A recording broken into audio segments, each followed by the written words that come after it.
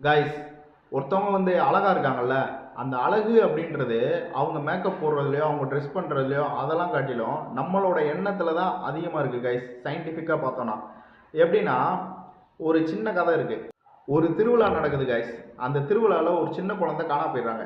அந்த சின்ன குழந்தைய பார்க்குறவங்க ஒருத்தவங்க கூப்பிட்டு போயிட்டு மைக் செட் அலௌன்ஸ் பண்ணுவாங்கல்ல, திருவிழாவில் இங்கிட்டு போங்க அங்கிட்டு போங்கண்டு அவங்ககிட்ட போய் விட்டுறாங்க.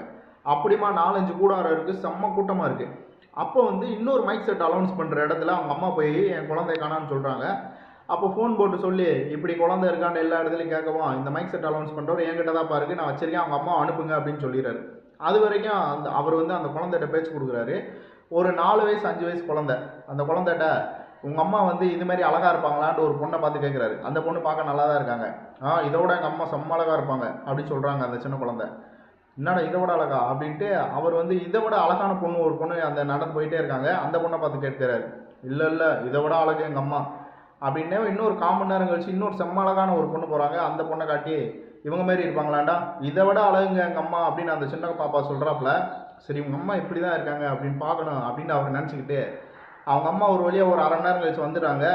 வந்தனே 2 பேரும் கட்டி பிடிச்சிக்கிட்டு முத்தம் கொடுத்து அவங்களோட பாசத்தை பரிமாறிக்கிறாங்க. இந்த கேப்பில் அவங்க முகத்தை பார்த்து ஒரு செம்ம சாக்கு. அவங்க முகம்லாம் என்ன அப்படின்னா தீப்பட்டு வெந்திருக்கு அவங்க முகம்.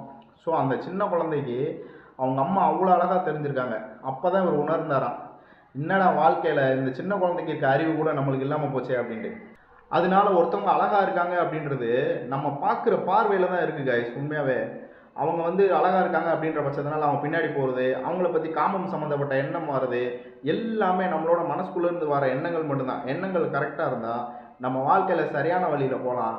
அப்படி எண்ணங்களை எப்படி கரெக்ட் பண்ணுறது அப்படின்னு உங்களுக்கு தெரிலன்னா ஒரு கமெண்ட்டை போட்டு விடுங்க. அடுத்த வீடியோவில் தெளிவாக சொல்கிறேன்.